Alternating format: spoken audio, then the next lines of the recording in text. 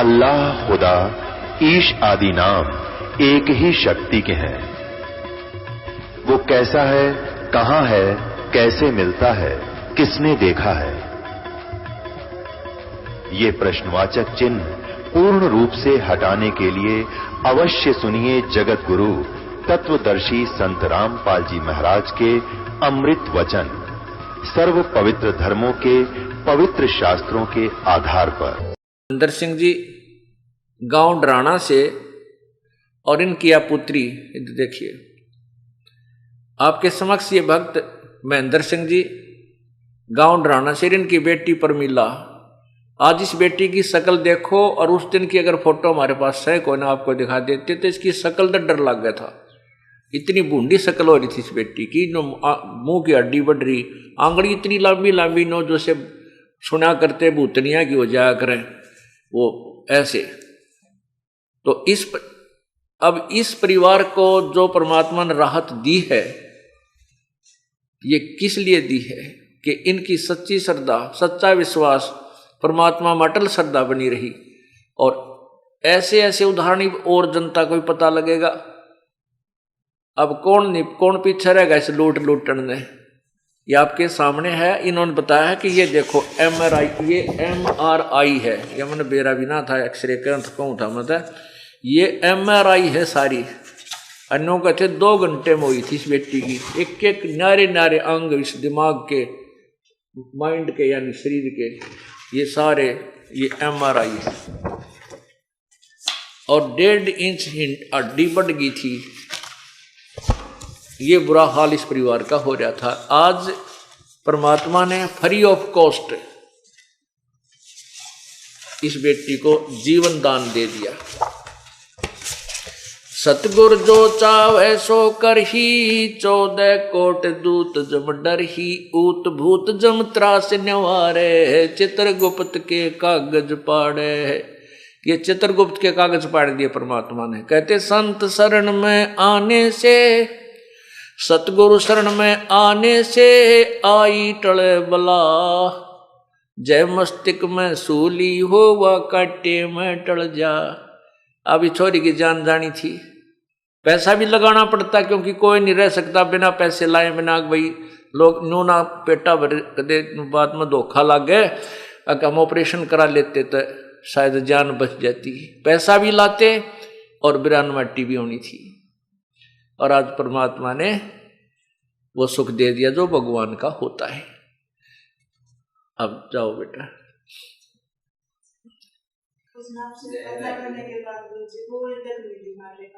ले अब बता बेटी थोड़ी सी, हाँ बोल दे। अब ये बेटी क्या कहना चाहती है? सच्चा है बेटा, बोल दे, यहीं से सुनेगा, आराम से बोल दे। ये नौका है बेटी के जिस दिन से आपसे प्रार्थना की थी उसके बाद हमने गोली भी नहीं लेनी पड़ी है, वह दवाई भी छोड़ दी है। बता बेटा। सिर के दर्द की भी गोली नहीं, उस दर्द की तो लेनी थी। ओए होए होए। उस दिन के बाद में ना कोई गोली ना कोई ऑपरेशन, जो बगैर उस दिन आपकी दांत ना ठीक, ना कोई दर्द है ना कुछ हो। और सोचिस भी आपके जो दांत गुरु जी सारी उतर गई, उतरना लगे। और सतगुरु की जय। इसे सुख मालिक अपने हमें दिए, मालिक इसे सिर्फ भी सुनियो मालिक। जय हो बंदी छोड़ की। अच्छा बेटा, जय हो बंदी छेड़ की, जय हो बंदी छेड़। और बेटा ये कहा जय बंदी छेड़, सब बंदी छोड़ कबीर साहब हैं। बंदी छोड़ भगत जी गल परमात्मा बंदी छोड़ कबीर साहब ने भाई आपकी सुनी है।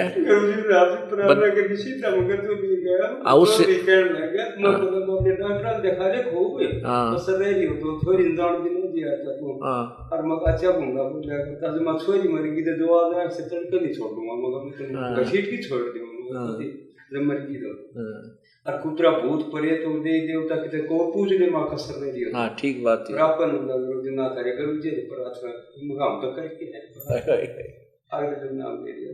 जय बंदी छोड़ की, जय बंदी छोड़ की। कबीर परमात्मा भाई अपने वही उन्हीं की शक्ति इस दास के माध्यम से वही कृपा बख्श रहे हैं। और जय बंदी। हाँ कितने एक के नरे सुख दे रखे भगवान। कुछ नहीं करता। जय बुद्धि छोड़, आप तो बताओगे ना। जय बुद्धि छोड़, आगे चलो, मत करिए। जय बुद्धि छोड़, जय बुद्धि छोड़। अभी आपने इस दुखी परिवार के दुख को सुना और फिर जय बुद्धि छोड़। और आज इनको कितना सुख है, कितना आप खुशी के आंसू आज इनके मन में, आज खुशी के आंसू रो रहे हैं। और पहले दुख में, दुख है, दुख से टक्कर मार मार कर रो रहे थे, क्या होगा बेटी का, बड़ छोटे छोटे बच्चे इनका क्या होगा। माता पिता ने नींद नहीं, घर ससुराल वाला ने नींद नहीं, और आज परमात्मा ने मेहर कर दी। बोलो बंदी छोड़ कबीर साहेब की जय।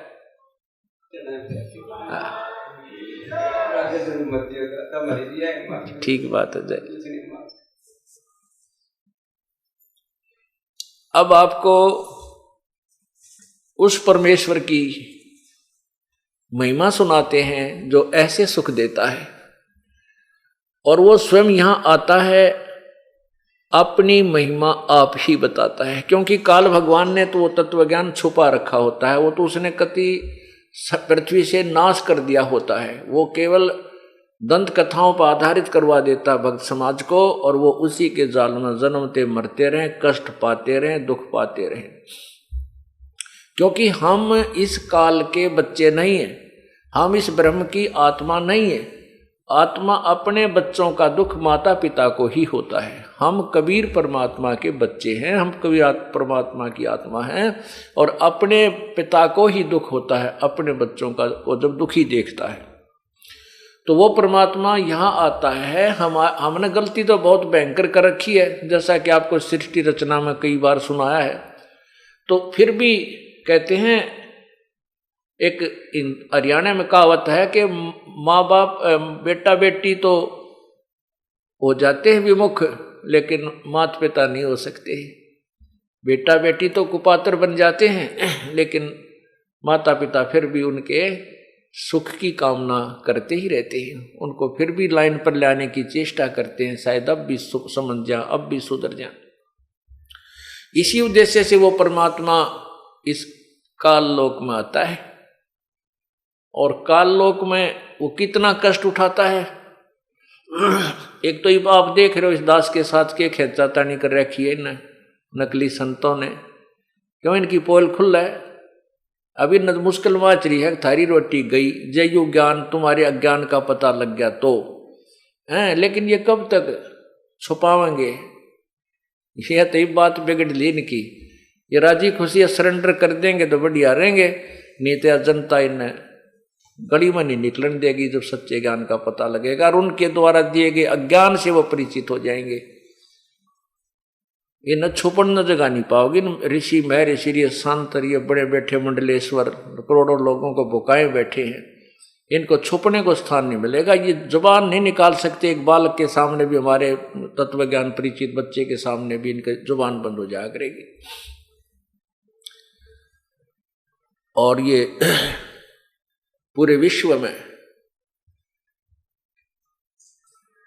अपने हिंदुस्तान भारत का पूरे विश्व में बोलबाला होगा, क्योंकि पहले ये यहीं शुरू होगा। इसके बाद फिर परदेशी लोग भी बहुत अच्छी तरह समझेंगे, क्योंकि हम एक ही पिता की संतान हैं। पूरे विश्व में एक बार लहर अच्छी आएगी। अगर ऐसा नहीं हुआ तो कुछ, अब देखो क्या हालत हो रही है। हम अपने जीवन में छोटे छोटे थे, उस समय जो आपस में प्यार था, बाण भाई की बेटी बाण बेटियों की इज्जत थी, शर्म लिहाज थी, कति नाश हो गया है। पैसा पैसा दिखाई देता, बेशर्मी की हद हो चुकी है। कत्लेआम होने लग गए, पैसे के लिए ना बेरा कितने डाके पड़ते हैं, मार दिए जाते हैं। 10-20 हज़ार के लिए आदमी को आदमी मार देता है। तो ये और 10-20-50 साल में तो सरेआम गलियों में निकलना मुश्किल हो जाएगा, ऐसी हालत हो जाएगी। लेकिन अब ये ज्ञान एक बार फैलेगा, फिर एक बार फिर स्थिति सेट हो जाएगी। कई हजारों वर्षों तक फिर ये नॉर्मल स्थिति रहेगी। भगवान की भक्ति करा करेंगे, भगवान से डरा करेंगे, और परमात्मा फिर हमारे भंडार भरा करेगा। ऐसे ऐसे दुख दूर कर देगा, हम गलती कर भी नहीं सकते, चाहे भूखे बैठ जावा, चाहे हम किसी से, चाहे हम कोई सुविधा में मिले या ना मिले, भगवान से डरा करेंगे। तो वो परमात्मा आकर के अपने तत्व ज्ञान और साथ में अपने वाली शक्ति को यहां प्रकट करता है। आपने रात्रि में सुना था एक सुपथ सुदर्शन था जिसने पांडवों के अश्वमेध यज्ञ में शंख को बजाया था अपनी भक्ति शक्ति तक, और तब पांडवों की यज्ञ संपूर्ण हुई थी, जो ना श्री कृष्ण जी के अन्न करने से भोजन खाने से हुई थी और न 88,000 ऋषियों के, न 33 करोड़ देवताओं के, न 9,84 सिद्धों के भोजन खाने से, 12 करोड़ ऋषियों ब्राह्मणों के भोजन खाने से भी यज्ञ पूर्ण नहीं हुई थी। तो उस सुपथ सुदर्शन ने तो कबीर परमात्मा करुणा में नाम से आए थे, द्वापर युग में उपदेश ले लिया था। लेकिन सुदर्शन जी के माता पिता नहीं मानते थे, वो आखिरी श्वास तक भी नहीं माने थे, मृत्यु को प्राप्त हो गए थे।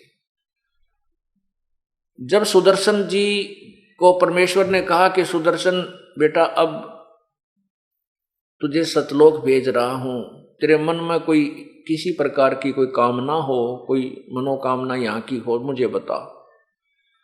तो सुदर्शन जी ने कहा है प्रभु आपने ऐसा ज्ञान दे दिया है कि यहाँ की किसी चीज की इच्छा दास को नहीं रही, और जब आप आज्ञा दोगे तभी आपका दास आपके साथ साथ चलने को तैयार है। परंतु मेरे मन में एक चिंता खाई जा रही है। प्रभु ने पूछा कि वो क्या है भाई?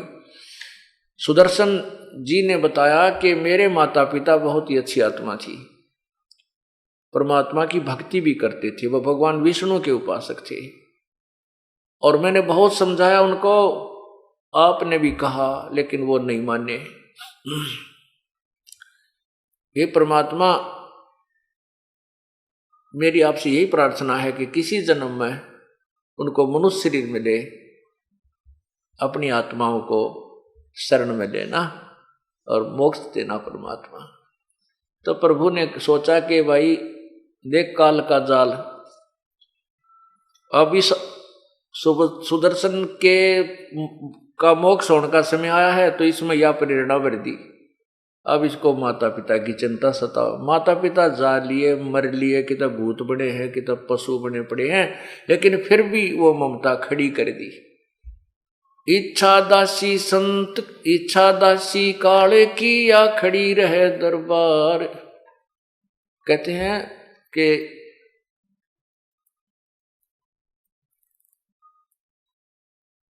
इच्छा दासी काल की, या खड़ी रहे दरबार, पाप पुण्य दो वीर हैं।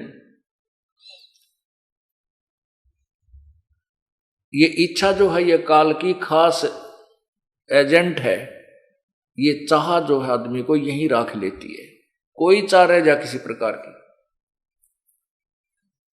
इच्छा दासी जम की, या खड़ी रहे दरबार, पाप पुण्य दो वीर हैं, या सच खसमी नार। इच्छा को सबसे खतरनाक बताया यहाँ पर जीव को काल के जाल में उलझाने के लिए। जहां इच्छा माने आशा, जहां आशा तहां बासा हुई। अब सतलोक जाने का टाइम आ गया था, अब उसको माता पिता याद आ गए। अब आशा होगी ना, अब जहां वो उसके माता पिता को जन्म था, अगर परमात्मा ना पूछते उससे, तो उसके मन में तो अरे बीमारी थी ये, तो वहां वो भी ले डूबती, उसने जन्म उसका होता, और माता पिता के पास कि मेरा कौन सी दुनिया में वो थे वहीं काल भेज देता, ले भाई तेरी माता पिता है तो मिलना चाहता है, तो उसकी अच्छा आशा है। लेकिन परमात्मा ने हमें सब उदाहरण दिए हैं ताकि हम आगे सावधान रहें।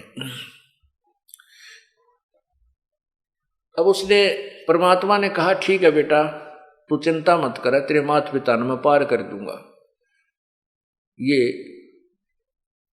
मेरा वचन है। देखो एक जीव को काल से छुटवाने के लिए परमात्मा ने वचन बदलना पड़ा कि कदे इसने भी काल डंडी ना मार जाए। तो पुण्यात्माओं आप घबराना नहीं, कहते हम ना पावर हमारे साथ ऐसा करते नहीं। ये तो पहले एग्जाम्पल दिए हैं परमात्मा ने, फाउल पॉइंट बताए हैं कि तुम ऐसे मार खाओगे। इस बातों का पता लग गया जब मार खाओ कौन ने बिना बेरे मार खा जाते हम, तो उस समय जब आप यहाँ से चलने लगोगे ये ज्ञान आपके आगे घूमने लग जाएगा, आपकी आंखों के सामने कि अब नहीं किसी ने याद करते, पीछा छूटन दे, जो होगा परमात्मा के चरणों में चलेंगे। और अगर ऐसे हम आशा रखेंगे तो फिर फाउल हो जाएंगे। तो इस अब तो पार होना ही होना, ये तो समय आ गया है। परमात्मा ने बहुत पहले बता दिया था कि उस समय में सभी अंशों को पार करूंगा और फाउल होने नहीं दूंगा, होंगे तो उनको संभालूंगा। ये ज्ञान से, भक्ति से, समाधान से तो आपको पार करके छोड़ देगा। लेकिन उसके लिए आपने क्या करना पड़ेगा? द्वार धनी के पड़ा रहे, धक्के धनी के खाए, 100 काल झकझोल ही पर द्वार छोड़ ना जाए। इतना जरूर करना पड़ेगा। शरण पड़े को गुरु संभाले, जान का बालक भोला रे, कह कबीर तुम चरण चित रखो, जो सोई में डोरा रे। बस इतना काम आपका, पड़े रहना सतगुरु के चरणों में, पार करेगा। लेकिन बुराइयां छोड़नी पड़ेंगी। कोई भी बुराई आपने नहीं करनी है। बीड़ी, शराब, मांस, तम्बाकू, ठगी, चोरी, जारी और रिश्वतखोरी, मिलावट, ये तो बुराई तो दूर होना ही पड़ेगा, अन्यथा फिर तो मार खाए हुए हैं हम। तब वो सुदर्शन जी के जो माता पिता थे, वही बनारस काशी में दोनों का जन्म हुआ। पिता वाली आत्मा का गौरी शंकर नाम का ब्राह्मण नाम से जन्म था और माता का सरस्वती नाम से, दोनों का विवाह हुआ। जो गौरी शंकर जो थे वो भगवान शिव के उपासक थे और ऐसे नेक ब्राह्मण थे। वो शिव पुराण की कथा सुनाया करते थे। जो भी श्रोता आते उनको जो धन प्राप्त होता था उसको अपना खाने योग्य रख लेते थे, बाकी का भंडारे में लगाते, दान पुण्य करते रहते थे। उनको संतान नहीं थी कोई भी। वो अन्य ब्राह्मणों की तुलना में जनता के हृदय में घने समाये हुए थे, सभी उनकी प्रशंसा किया करते थे। दूसरे ब्राह्मण लोग तो ठगी करते थे, पैसे में 500 रुपये लेंगे कथा करने के, कोई 250 रुपये लेंगे कथा करने के, इस तरह वो ऐसे करते थे। वो फरी करते थे, केवल अपना जो पूजा स्वेच्छा से को 2, 4, 10 रुपये दे भी देता तो उसको अपने गुजारे लाग रख कर बाकी बेच भंडारे में लगा दिया करते थे। इस बात से अन्य जो ब्राह्मण थे, जो कथावाचक, वो दुखी थे, उनसे ईर्ष्या करते थे। इस बात का ज्ञान वहां के मुसलमानों को पता लग गया कि इस ब्राह्मण से ये अन्य ब्राह्मण जो है ना ईर्ष्या करते हैं, इनके साथ नहीं है। तो मुसलमानों ने गौरी शंकर और सरस्वती को मुसलमान बना दिया। उनके घर में अपना पानी छिड़क दिया, छींटे मार दिए, झूठा पानी पिया दिया। तो वो ब्राह्मण जो दूसरे थे उनको पता लग गया। वो तो इंतजार करें थे किसी प्रकार इसका कांटा सा निकला, ये हमारे रास्ते से हट गया। उन्होंने शोर मचा दिया, डंडोरा बुनादी कर दी कि गौरी शंकर मुसलमान बन गया है, उसको जाति से डाल दिया है, उसका गंगा में स्नान करना बंद है क्योंकि वो मुसलमान हो गया है। अब वो विवश हो गया, चारों तरफ से भाईचारे ने उसको घर से अलग कर दिया। उसका नाम नीरू अली रख दिया, नूर अली, उसको नीरू कहने लगे, नूर अली को। और नीमा, वो जो सरस्वती थी उसका नाम नियामत अर्थात नीमा कही जाने लगी, उसका नाम नीमा रख दिया। वो गंगा में स्नान करने नहीं जाते थे। स्नान करने के लिए एक लहर तारा तालाब के अंदर जाया करते थे बनारस में। लहर तारा तालाब में गंगा का ही पानी लहरों के द्वारा किनारों के ऊपर से उछल के रिस विस के उस बहुत बड़े सरोवर को भरकर रखता था और उस तालाब में सुंदर कमल के फूल खिले हुए थे। वो नीरू नीमा के निवास से लगभग 3 किलोमीटर दूर था। एक उसमें जंगल सा होता था। वहीं पर एक बहुत से ऋषि जन भी उसमें स्नान करने जाते थे। उनमें से एक अष्टानंद नामक एक ऋषि भी उसी लहर तारा तालाब पर स्नान करने जाया करता था और वहां एकांत स्थान पर बैठकर अपने पूज्य गुरुदेव रामानंद जी द्वारा बताई गई साधना को किया करता था। जिस दिन परमेश्वर ये ज्येष्ठ सुदी पूर्णमासी सुबह ब्रह्म मुहूर्त यानी सूर्य उदय होने से 1.5 घंटा पहले ब्रह्म मुहूर्त में अपने सतलोक से चलकर आए, उस समय परमात्मा के शरीर का इतना तेज था, बहुत ज्यादा तेजों में शरीर परमात्मा सतलोक से आए थे।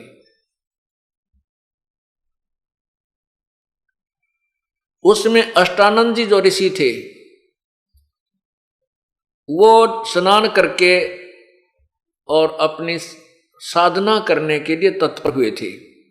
उसी समय आकाश से एक प्रकाश का गोला सा आता नजर आया, क्योंकि परमात्मा के शरीर के प्रकाश को ये चरम दृष्टि नहीं देख सकती। अष्टानंद ने जब ऊपर देखा तो उस प्रकाश के गोले को देखते उसकी आंखें बंद होगी, जैसे सूर्य की तरफ देखते हैं। जब आंखें बंद हुई तो आंखों बंद होने के उपरांत उसने देखा कि ये तो कोई नवजात शिशु सा बन गया। वो जैसे सूर्य की तरफ हम देखते हैं और जब आंखें बंद करते हैं तो एक गोल गोल सी आकृति प्रकाश रहित दिखाई देती है। ऐसे ही वो परमात्मा का जो शरीर का प्रकाश था उसकी तरफ देखने के बाद उसकी आंखें बंद होगी तो उसमें से जैसे बालक नजर आया, एक छोटा सा शिशु।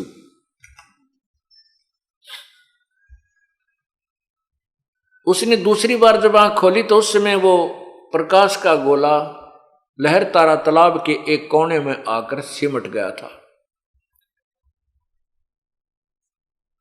वहां कमल के फूल पर वो परमात्मा, क्योंकि बालक रूप में ही धारण करके वहां से चले थे, उनका बहुत तेजोमय शरीर था, वहां आकर परमात्मा ने अपने तेज को समेट लिया और केवल वो बच्चा ही नजर आने लगा। अष्टानंद जी ने सोचा, क्योंकि संत जन बता, ऋषि जी जो जिनके अधूरे ज्ञान है वो कहते हैं कि परमात्मा का प्रकाश दिखाई देता है, परमात्मा दिखाई नहीं देता। तो उसने सोचा कि आज हो सकता मैंने भगवान का प्रकाश देख लिया हो, गुरुजी से पूछता हूं। तो स्वामी रामानंद जी के पास अष्टानंद जी गए, उनसे प्रार्थना की, हे गुरुवर आज मैंने एक ऐसा प्रकाश आता दिखाई दिया आकाश से, और जब मैंने उसकी तरफ देखा मेरी आंखें चुंधी आ गई, आंखें बंद होगी। आंखें बंद हुई तो मुझे उस बालक का रूप दिखाई दिया। हे प्रभु, ये मेरी कोई भक्ति की उपलब्धि है या मेरा कोई भ्रमणा है? अब स्वामी जी को जैसा ज्ञान था वैसा अपने शिष्य का समाधान किया कि बेटा ये न तो तेरी भ्रमणा है और न ही तेरी कोई भक्ति की उपलब्धि है, ये तो आकाश ऊपर के लोगों से जब अवतार गण आते हैं ना, वो ऐसी लीला करते हैं। अब ये किसी माँ के गर्भ में जन्म लेगा, कोई अवतार आया है, कोई सिद्ध पुरुष आया है और कुछ दिनों में यहाँ कोई लीला करेगा अपनी। अब इनको तो इतना ही ज्ञान था कि माँ के बिना जन्म नहीं हो सकता, और उनकी छुरी कुछ हद तक ठीक भी है, क्योंकि पूर्ण परमात्मा ही एक ऐसी शक्ति है जो शरीर आते हैं जो उनका जन्म नहीं होता। बाकी सभी इन ब्रह्मा विष्णु महेश तक का भी जन्म होता है, माँ से ही जन्म होता है, मृत्यु भी होती है। ये तो इनका ये हार्ड एंड फास्ट रूल है, लेकिन परमात्मा पूर्ण ब्रह्म के ऊपर ये लागू नहीं होता। उधर से नीरू और नीमा मुसलमान बन गए थे, प्रतिदिन वहां स्नान करने के लिए जाते थे। मुसलमान बने भी उनको कई वर्ष हो गए थे, 10-15 वर्ष हो चुके थे, संतान नहीं थी। शादी को भी 20-25 वर्ष हो गए थे, शादी उनको बल्कि 30-40 वर्ष हो गए थे, उनको संतान नहीं थी। और नीमा बार बार यही याचना करती थी अपने भगवान शंकर से, क्योंकि शिव के उपासक थे, भले ही वो मुसलमान बन गए थे लेकिन हृदय से शिव की साधना नहीं छूटी थी। तो उन्होंने ये याचना करती रहती थी। उस दिन भी वो रास्ते में रोती हुई और यही अर्ज कर रही थी कि हे भगवान शिव जी, हमें भी एक खिलौना दे दो, क्या आपके दरबार में बच्चों की कमी है? आप तो जो चाहो सो कर सकते हो। यूं कह करके फूट फूट कर रोने लगी। जब वो स्नान करने के लिए लहर तारा तालाब पर आ रही थी। नीरू ने कहा कि नीमा, हमारे भाग्य में संतान है नहीं, यदि होती तो प्रभु हमें अवश्य प्रदान कर देते, और इधर से उम्र भी हमारी बहुत हो गई है, आप प्रतिदिन एक बच्चे की तड़फ में रोती रहती हो, रोने से आपकी आंखें खत्म हो जाएंगी, हमारा कोई उंगली पकड़ने वाला भी नहीं है, नीमा तुम मत रोया कर। ऐसे कहते विचार करते हुए एक दूसरे को सांत्वना देते हुए वो लहर तारा तालाब पर पहुंच गए। लहर तारा तालाब पर जब पहुंचे तो नीमा ने पहले स्नान किया, नीरू बाहर खड़ा रहा तालाब के किनारे पर।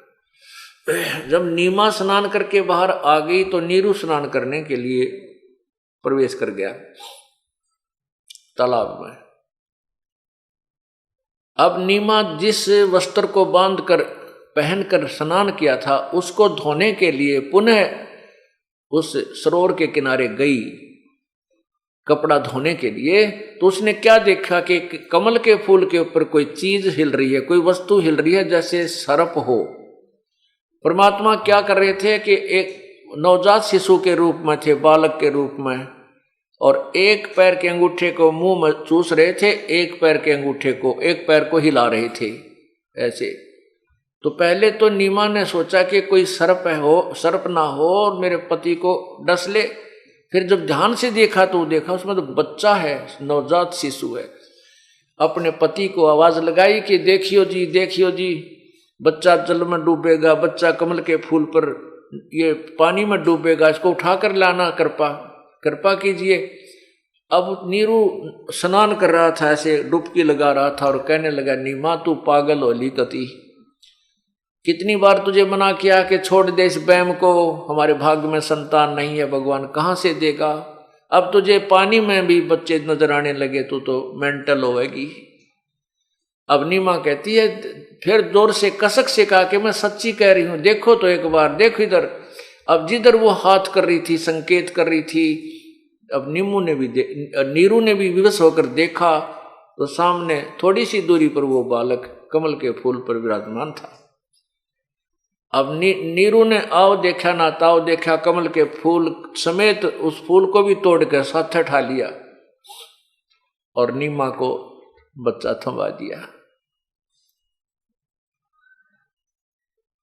अब नीमा ने ओए होए जैसे निर्धन को धन पा जा और सर्प को मिल जा मणि, ऐसे उस माई ने पहले तो एक बच्चे का भाव कितना था, फिर एक सुंदर बालक, रो भी परमात्मा, ओए होए, जिसको ऋषि मुनि ढूंढ ढूंढ कर चले गए हैं, उनको नहीं प्राप्त हुए, और वो भगवान कितने दयालु हैं, अपनी पुण्यात्मा के पास स्वयं चलकर आ गए। अब जिस परमात्मा का नाम लेने आंखें बरहती हैं और कंठ भर जाता है उसके गुणों को सुनकर, जैसा भी आपने देखा एक बहन की जीवन दान दिया उस कबीर भगवान ने, और वो परमात्मा और किसी आत्मा के सीने से लगा हो, ओए होए, अब उस आनंद को जो उस बहन को प्राप्त हुआ है हम तो एस्टिमेट नहीं लगा सकते उसका। जिस परमात्मा के नामते शांति हो, आत्मा गद गद हो, प्रेम में आंखें आंसू आ जाती हैं, और वो परमात्मा, वो पूर्ण ब्रह्म एक माई के सीने से लगा हुआ बेटे के रूप में। पहले तो भगवान में वैसे ही प्यार गणा उसे, और बेटे और डबल रोल हो गया, बेटा भी साथ हो गया तो और कहना है कि और अधिक प्रिय बन गया।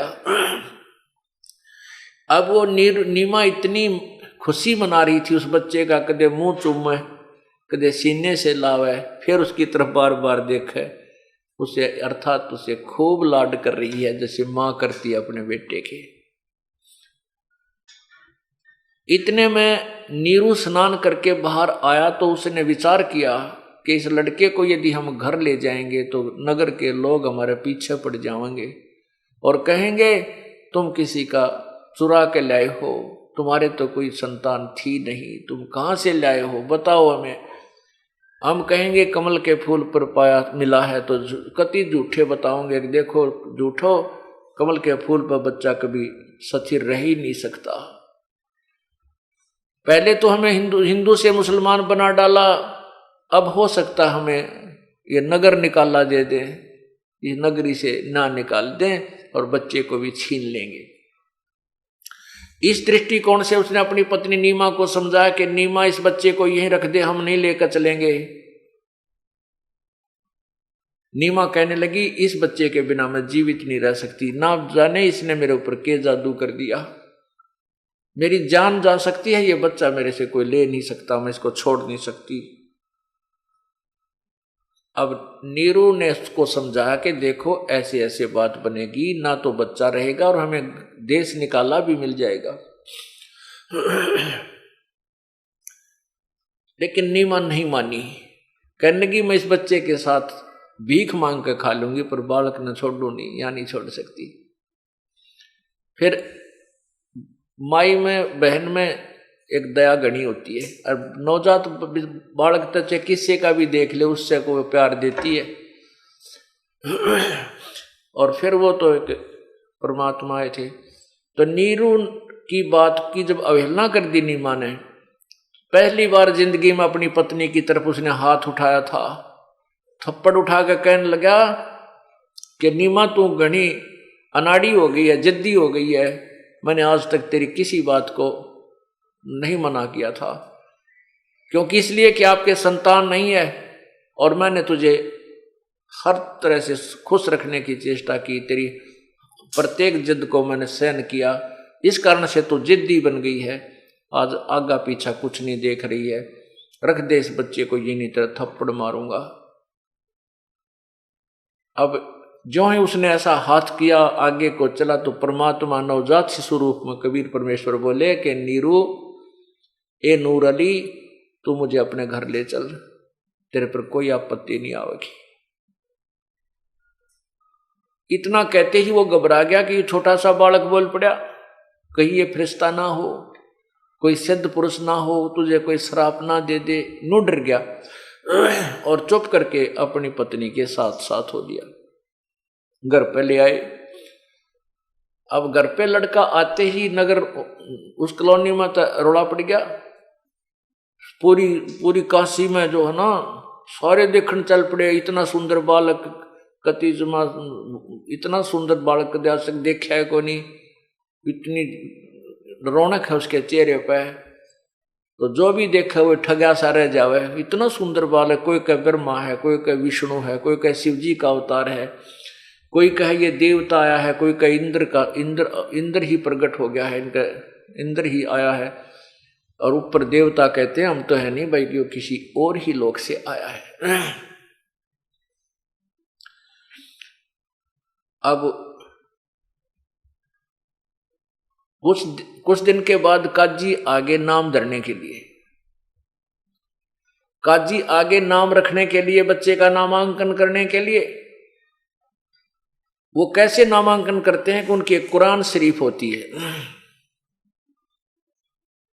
एक कुरान शरीफ है पुस्तक, उसको वो खोलते हैं।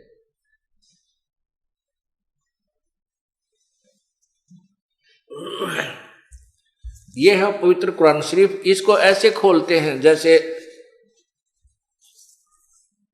नाम रखने के लिए कहीं से खोल देते हैं, जो भी अक्षर पहला होता है उसी के नाम पे वो बच्चे का नाम रखते हैं उस अक्षर के हिसाब से। तो उन्होंने खोला तो वो सूरत फुरकानी नंबर 25 में कबीर शब्द लिखा था। वो कबीरन शब्द लिखा था, अर्थात उसका कबीर नाम रखना था। तो काजियों ने क्या सलाह की आपस में देख करके कि भाई यो जुल्हे का लड़का, छोटी जाति का, और कबीर नाम, वो कबीर का अर्थ बड़ा कहते हैं, बड़ा यानी सबसे बड़ा कहते हैं। इस जुल्हे के बालक का कबीर नाम अच्छा नहीं लगता, सबसे बड़ा तो जुल्हे का बालक हो ही नहीं सकता। इसलिए उन्होंने दोबारा कुरान शरीफ को दोबारा बंद किया, फिर खोला। उस पृष्ठ पे पूरे पर ही कबीर कबीर कबीर लिखा था, दोनों पृष्ठों पे ऐसे खुलते ही। फिर काजियों ने और कुरान इधर उधर करके देखी तो पूरी कुरान में केवल कबीर कबीर कबीर लिखा था, बाकी लेख भी ना रहा। जिस पुस्तक को वो लेकर आए थे, तब परमात्मा बोले काजियों मेरा नाम कबीर ही रहेगा, इस कलयुग में मेरा नाम कबीर चलेगा। अब कुरान तो कबीर, वो मुसलमान तो कुरान को वहीं, क्योंकि उसमें वो लेखा नहीं रहे, उसको वहीं छोड़कर चले गए। परमात्मा का नाम कबीर रखा गया और प्रसिद्ध हुआ। उसके बाद क्या आते, सुन्नत करने आते हैं। सुन्नत करते हैं मुसलमान लोग। क्या करते हैं, बालक की इंद्री की खाल काटते हैं, आगे देते हैं कुछ दिन पाछे। तो वो नाई को बुलाते हैं और रिश्तेदार भी इकट्ठे कर देते, पूरा ब्याह कैसा काम करा करें सुन्नत करने केस में। तो जब नाई उस लड़के की इंद्री की, पेशाब इंद्री की खाल काटने के लिए चला, तो परमात्मा ने 5 इंद्री बना ली। अगवाई नाई के एक की काटिए, बाकी अनवत छड़िए, क्यों तुम एक ही काटते हो। नाई का तो बुखार चढ़ गया, गेर के कैंचीर बाज लिया, भाग गया। उसका तो कई दिन में बुखार उतरा, तो वो कहने लगा मेरे बस की बात नहीं। फिर वो और भी 1-2 जाकर देखा उनने भी यही देखा। जब वो नीरू नीमा को बुला कर लाए तो नीरू नीमा आए तो लड़का सामान्य था, 5 इंद्रियां नहीं थी। तो नीरू कहती है, नीमा कहती है तुम मेरे बच्चे को गणा बदनाम मत करो, इतनी झूठ ना बोला करो, देखियो मेरा बालक तो ठीक ठाक है। नाई भाग गया, बोड़ के नहीं आया। परमात्मा ने सुन्नत नहीं करवाई।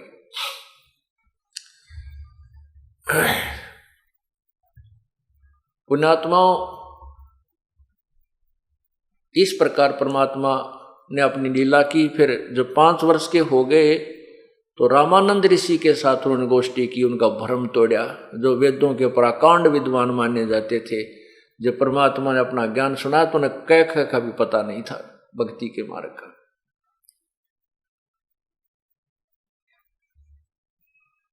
ये पूर्ण परमात्मा कबीर बंदी छोड़ प्रत्येक युग में आते हैं। अब आपको गरीबदास परमेश्वर, आदरणीय गरीबदास साहिब जी द्वारा परमेश्वर कबीर साहिब की जो लीला से परिचित होने के उपरांत जो ज्ञान सुनाया था, वो कहा था, वो कुछ वाणी सुनाता हूं। उसके बाद फिर आपको एक और अनमोल, एक अद्वितीय परमात्मा का जो चमत्कार जिसको कहते हैं, वो अभी सुनाएंगे और उनको आपके सामने पर खड़े दिखाएंगे। जो भगवान काम किया करते हैं, जहां परमात्मा का रोल आता है, वहां परमात्मा अपने काम को पक्का करता है, वो अभी सुनाएंगे। पहले ये अमृतवाणी सुनाता हूं। 84 बंधन कटे वो कीनी कल्प कबीर, भवन चतुर्दश लोक सब टूटे जम जंजीर। अनंत कोट ब्रह्मंड में बंदी छोड़ कहाय, सो तो एक कबीर है जननी ही जन्यान माए। शब्द स्वरूप साहेब धनी ही, शब्द सिंध सब माही। बाहर भीतर रम रहा, जहां तहां सब ठाही। जल थल पृथ्वी गगन में, बाहर भीतर एक, पूर्ण ब्रह्म कबीर हैं ये अवगत पुरुष अलेख। सेवक होके अवतरे, सेवक होके उतरे, इस पृथ्वी माही। जीव उदाहरण जगत गुरु हो, बार बार बलि जाऊं। सेवक होकर, एक दास बनकर यहां परमात्मा आए। कबीर दास, कबीर दास कहते हैं उनको। सेवक होकर उतरे वो परमपिता इस पृथ्वी के मां, और जीव उदाहरण जगत गुरु, मैं बार बार बलि जाऊं। गरीबदास जी कहते हैं जीवों का उद्धार करने वाले वो परमपिता, जगत गुरु यानी सारी सृष्टि को तत्व ज्ञान बताने वाले को जगत गुरु कहते हैं। मैं बार बार बलिहारी हूं उस परम पिता पर जिसने इतनी दया करी। हम तुच्छ जीवों का आकर के अपना ज्ञान आप ही बताया, आपका अपना भेद आप ही बता दिया। काशीपुरी कष्ट किया ये उतरे अदर अधार, मोमन को मुजरा हुआ वह जंगल में दीदार। मोमन मुसलमान को कहते मोमिन। कोट कोट किरण शशि भाने सुधिये आसन अधर विमाने, पर सतपूर्ण ब्रह्म को हुए शीतल पिंड और प्राण। नीमा ने जब परमात्मा को स्पर्श किया यानी छुआ, सीने से लगाया, तो कहते हैं उस परमात्मा के स्पर्श मात्र से ही, छूने मात्र से ही उस माता उस बहन के शरीर में इतनी शांति होगी जिसका वर्णन नहीं कर सकते। गोद लिया मुख चूम कर हेम रूप झलकंत, जगर मगर काया कर जानो दमक पद्म अनंत। गोदी लिया मुंह चूम के, मां ने जैसे अपने बच्चे का प्यार किया करती हैं, और उस परमात्मा की कितना सुंदर शरीर था।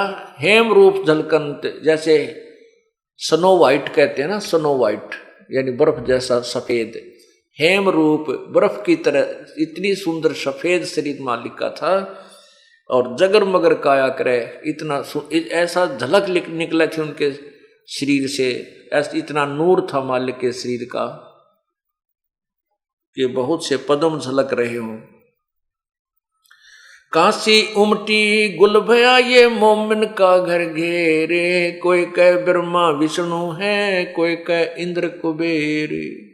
कोई तो कहीं ब्रह्मा विष्णु महेश है, कोई कहीं इंद्र है, कोई कहीं कुबेर दिखा है हमने तो, कोई कहे ये इंद्र आया है, कोई कहे वरुण धर्मराय है, कोई कोई कहत ईश 16 कला सुभान गति, कोई कहे जगदीश। भक्ति मुक्ति ले उतरे ये मेटन तीनों तापे, मोमन के डेरा लिया वो कहे कबीरा बापे। कितनी महिमा प्यारी गाई है गरीबदास साहिब जी ने, कि भक्ति और मुक्ति को लेकर के वो परमात्मा उतरे थे। भक्ति मुक्ति ले उतरे वह मेटन तीनों ताप, यानी ऐसी भक्ति हमें देने आए थे जिससे तीनों ताप नष्ट हो जाते हैं। जैसे ये बेटी को कितनी तकलीफ थी, ये कर्म प्रारब्ध का जो कष्ट था ये मालिक ने कैंसिल कर दिया। ऐसी भक्ति और मुक्ति वो लेकर आए, हमारे तीनों तापों को नष्ट करके सतलोक ले जाएंगे। दूध न पीवे न अनभक वो न पालने झोलंत, अदर अमान ध्यान में कमल कला फूलंत। अब और थोड़ी सी एक कथा रहती है कि परमात्मा ने दूध नहीं पिया, 25 दिन हो गए, ना अन्न खावे ना दूध पीवे। अब निम्मा दुखी होगी, ए भगवान अब ये बच्चा मरेगा, क्योंकि बच्चा 1-2 दिन 4 दिन दूध ना पीवा तो फिर तो यही उम्मीद हो जाती है तो खत्म हो जाएगा। पूरी कोशिश कर ली, अंदर दूध नहीं जान दे किसी प्रकार भी। अब वो निम्मा फिर रोवे रोवे। अब वो पुजारी थी भगवान शिव की, रो रो के उसी को याद करती थी। न्यू बोलिए भगवान इससे अच्छा तो यो ना देते पुत्र, वही बढ़िया था परमात्मा। अब लेकर देकर छीन रहे हो। पहले तो दुखी सुखी अपना जीवन हम व्यतीत कर रहे थे प्रभु, अब आपकी बेटी पे जिया नहीं जागा। यदि ये बालक मर गया तो गेल मरूंगी फांसी खा के, मैं जी नहीं सकती, मेरे लिए फिर संसार आसार हो जाएगा।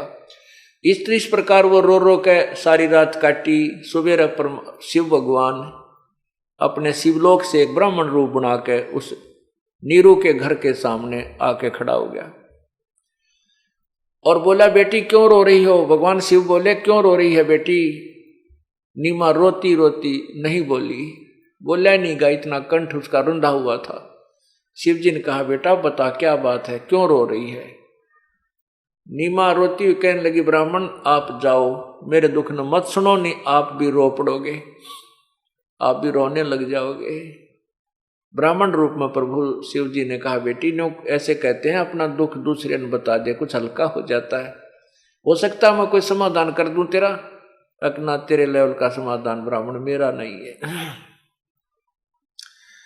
फिर भी ब्राह्मण रूप में भगवान बोले, कारण बता क्या बात है, क्यों रो रही है।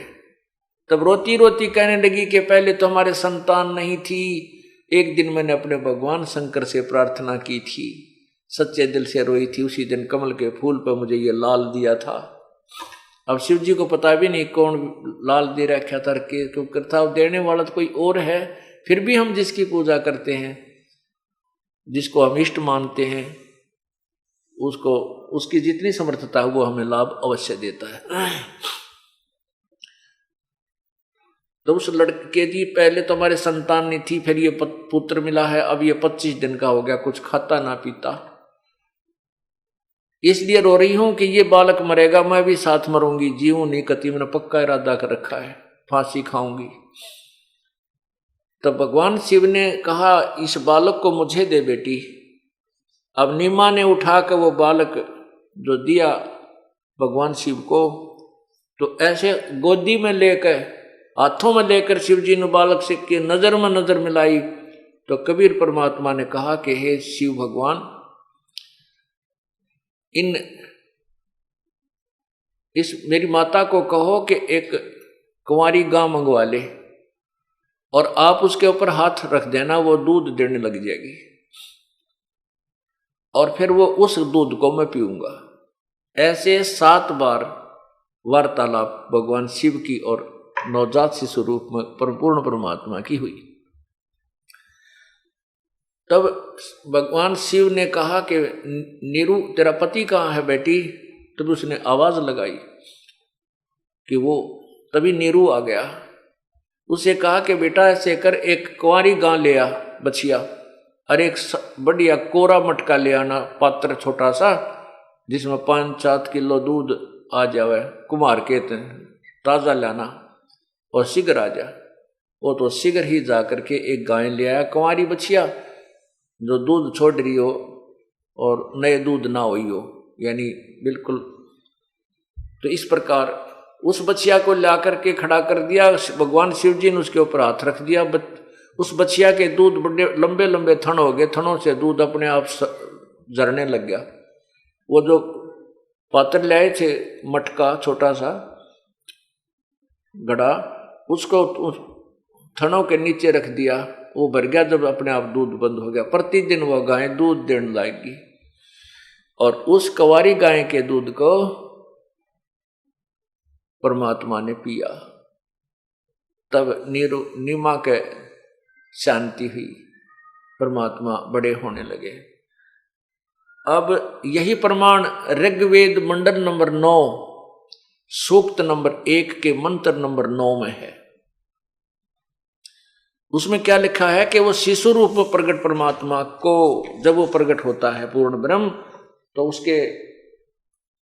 उसकी परवरिश कुंवारी गायों के द्वारा होती है। एक पहचान बताई इस परम पिता की, ये देखिएगा।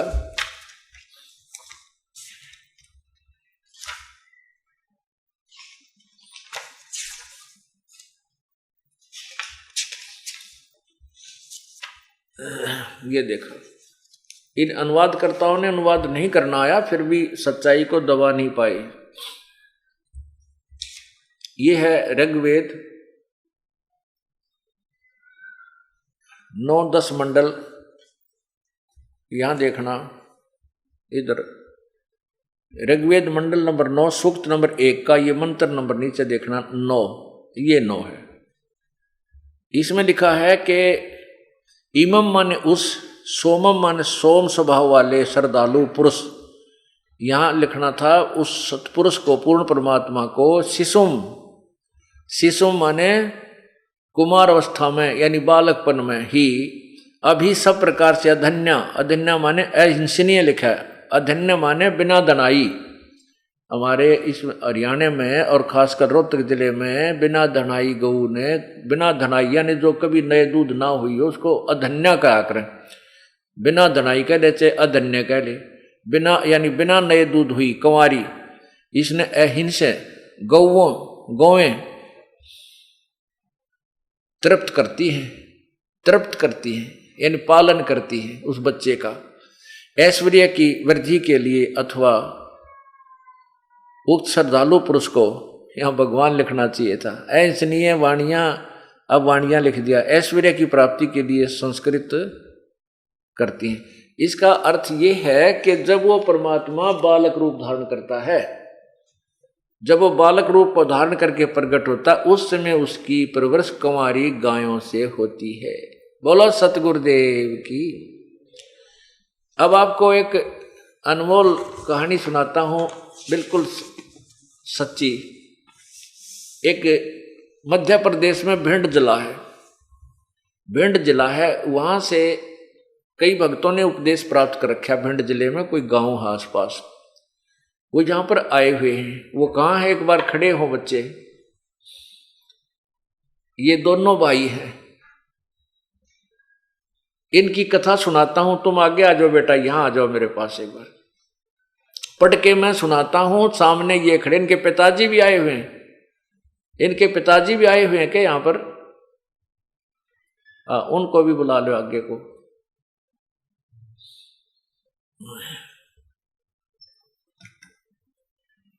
अब इनकी क्या कहानी है मैं पढ़कर सुनाता हूं आपको और इनको आपके रूबरू करता हूं। मैं दास गजेंद्र सिंह, ये अपनी कथा लिखकर दी इन्होंने कि मैं दास गजेंद्र सिंह, मेरा बड़ा भाई नाम शिवभान सिंह उर्फ चट्टान सिंह उर्फ चट्टान सिंह, पुत्र श्री जयपाल सिंह, ग्राम है असोखर जिला भिंड, मध्य प्रदेश के रहने वाले हैं। दोनों भाई खेती बाड़ी का कार्य करते हैं। हम दोनों भाइयों में काफी दिनों से जमीन के बंटवारे को लेकर विवाद था। उसी के चलते दिनांक 12/6/2008 को समय सुबह 6 बजे बड़ा भाई बंदूक लेकर आ गया। जब मैं पशुओं को चारा डाल रहे थे, आकर कहा कि सावधान हो जा, और मुझ पर 10 फीट की दूरी से अपने हाथ में ली हुई 12 बोर की बंदूक से मुझ पर 2 फायर कर दिए, जिससे मेरे शरीर पर धुआं ही धुआं छा गया। मुझे गोली नहीं लगी और मेरा बड़ा भाई बंदूक लेकर भाग गया। और दूर जाकर मेरे बड़े भाई ने भगत राघवेंद्र सिंह को जाकर फोन करके बतलाया। ये राघवेंद्र सिंह आया है, उसको बुलाना। फोन करके जाकर बताया कि जब मैंने गोली चलाई तो मुझे सामने सतगुरु रामपाल जी महाराज ने अपने हाथों में, जब मैंने गोली चलाई तो सामने सतगुरु रामपाल जी महाराज ने अपने हाथों में स्वयं गोली लेते हुए, मुझे अपने हाथों में सतगुरु रामपाल जी दोनों गोली लेते हुए दिखाई दिए, जिससे मैं डरकर भाग आया हूं।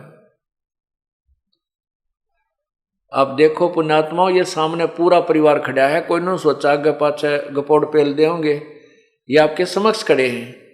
इस बड़े भाई ने अंदर आ जाओ तुम, ये तीनों, ये आ जाओ। अब ये 1 नंबर पर जो खड़े हैं ये इनके पिताजी हैं। आप, ये शुभ नाम आपका? जयपाल सिंह। और दूसरे नंबर पर ये जिसने गोली मारी थी, क्या नाम आपका? शिवभान सिंह। और तीसरे नंबर पर ये लड़का जिसका गोली मारी थी, जिसके ऊपर अटैक किया था इस बड़े भाई ने, क्या नाम आपका? गजेंद्र सिंह। और जिसको इसने जाकर के बताई थी, ये चौथे नंबर पर, क्या नाम आपका? राघवेंद्र सिंह अब आपके समक्ष खड़े हैं, इनका पूरा फोटो लीजिए। पुण्यात्माओं, हम बहुत पहले सुना करते थे परमात्मा ऐसी लीला कर देता है। इन सबने उपदेश ले रखा, भाई ने भी, पिता ने भी, पूरे परिवार ने भी, माता जी ने भी, और इस भाई राघवेंद्र सिंह, वहां काफी शिष्य हैं परमात्मा के। अगर ये भगवान की शरण में ना होते, अब ये शिवबान सिंह तो जेल में पड़ा होता, 20 साल की उम्र कैद होती, और ये राजेंद्र सिंह, गजेंद्र सिंह की मृत्यु हो जाती, पूरे परिवार उजड़ गया था, और ये माया यहीं रह जाती और घर का नाश हो जाता। परमात्मा अपने बच्चों की ऐसे रक्षा करता है। अब इसने क्या बताया है, हाँ भी आप बताइएगा। आपको फोन किया, हाँ इसके देख, इसकी तरफ कर, हाँ आजा बेटा, यहाँ आजा। मतलब फायर करने के बाद उन्होंने मुझे तुरंत फोन किया। हाँ, गजेंद्र को तो परमात्मा ने बचा लिया। स्वयं आपके रूप में परमात्मा आए थे, जो कि अपने हाथ में गोली उन्होंने हाथ से दे दी थी, जो गोली उन्होंने फायर किया था। बोलो सतगुरुदेव की। और ये तुरंत ही भाग लिए, मतलब गोली लेके ये बंदूक लेकर भाग गया। हाँ, और तुरंत ही उसी समय हाँ ये दोनों लोग हाँ आपकी शरण में आए। 13 तारीख को आपके पास आ गए थे। ये 12 तारीख की बात है। अब आप बताओगे कुछ? हाँ बताओ, आपने क्या देखा? आपने देखा वहाँ? हाँ, हम तो वहाँ खड़े थे। हाँ देखिए, पास में ही खड़े थे। हाँ हाँ। तो सुबह ये आया लड़का, बड़ा वाला। अच्छा, तो उसने जो है आके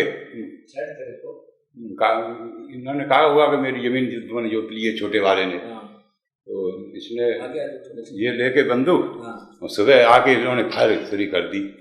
मम्मी ने इनको पकड़ा, बस वो क्या पकड़ लेती, उनको नहीं डांट पाया उन्होंने, इन्होंने फायर कर दिए। अच्छा, और फायर करके ये भागे आया। 2 फायर करे। उसमें कैसा लगा? उसमें वो एकदम पूरे में शरीर में धुआं सा निकला। हाँ, धुआं सा निकला, और गोली का पता नहीं कहाँ, जयबंदी छोड़ के गोली का पता नहीं। और भाई गजेंद्र सिंह, आप आइए, आपको कैसा महसूस हुआ जब उसने गोली चलाई?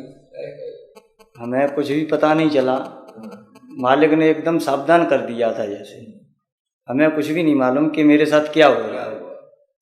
जब भाई भाग गया उस टाइम पे मेरे को पता चला। फिर मेरी भक्तमती, मेरे पास भी बंदूक थी, भक्तमती बंदूक लेके आई कि आप भी इस पे वार करो। मैंने मना कर दिया, नहीं, मेरे गुरुदेव ने मुझे बचा लिया है, मैं उसे नहीं मारूं। बोलो सतगुरुदेव की जय। ये क्या लिखा इसने, अब मैं इसको पढ़कर भी सुनाता हूं आपको। तो कहते, राघवेंद्र सिंह जी के पास जाकर इसने फोन करके बताया कि जब मैंने गोली चलाई तो मुझे सामने सतगुरु रामपाल जी महाराज अपने हाथों में गोली लेते हुए दिखाई दिए, जिससे मैं डरकर भाग आया हूं। और मुझे डर है कि मेरे भाई, छोटे भाई के पास 315 बोर की बंदूक है, और अब वो मुझे जान से मारेगा। अब मुझे उससे बचाओ। उसको तो गुरुदेव ने बचा लिया है। ओए होए। हम दोनों भाई 5 मई 2008 को प्रथम नाम लेकर गए थे। ये दास जब आया 30 अप्रैल को, तो ये 5 मई को नाम लेकर गए थे दोनों भाई। और देख, काल ने 1 महीने के बाद ही के जुल्म करना था, ये होना था इनके घर में, ये इनके ला बीतनी थी, इनका नाश होना था। और परमात्मा के चरण में आगे तन्नो के नो बसे रह गए। संत शरण में, सतगुरु शरण में आने से आई टल बला, जय मस्तक में सूड़ी हो वा कांटे में टल जा। अब इनकी मौत होनी थी, विनाश होना था इस परिवार का, और परमात्मा ने अपने बालक न्यो के नो राख लिए, जैसे टटीरी के अंडे रखे थे महाभारत के युद्ध में। बोलो सतगुरुदेव। अब यह क्या कहते हैं कि हम दोनों भाई 5 मई 2008 को प्रथम नाम लेकर गए थे। इस पर मैंने गजेंद्र दास ने कहा कि जब गुरुदेव ने मुझे बचा लिया है तो मैं उसको नहीं मारूंगा। इस घटना के बाद हम दोनों भाई गुरुदेव के पास आश्रम में बरवाड़ा पहुंचे और आप बीती बताई। गुरुदेव का बहुत बहुत धन्यवाद किया कि आपने बहुत बड़ी दुर्घटना से हमें बचा लिया। आपके सदा आभारी एवं ऋणी रहेंगे। आपकी आज्ञा में रहकर भक्ति करेंगे। मैं आसपास कभी हम आपस में कभी झगड़ा नहीं करेंगे। बोलो सतगुरुदेव की। अब देखो अब इन्होंने, मैंने कहा बेटा एक थोड़ी सी जमीन का झगड़ा तुम्हारा, तुम मर जाते, तेरी यो मर जाता, तेरी कैद हो जाती, जमीन का क्या करते तुम, दे दे अपने भाई को वापस। इसने उसी समय कह दिया गुरुदेव आज से दे दी, मैं इस जमीन को नहीं रखूंगा। बोलो सतगुरुदेव की। और भाई नो कहते हैं जो गुरु वचन पर डट गए कट गए फन 84 के, भाई जो गुरु वचन पर डट गए कट गए फन 84 के। बोलो सतगुरुदेव की जय। सत साहिब। वाह भाई वाह।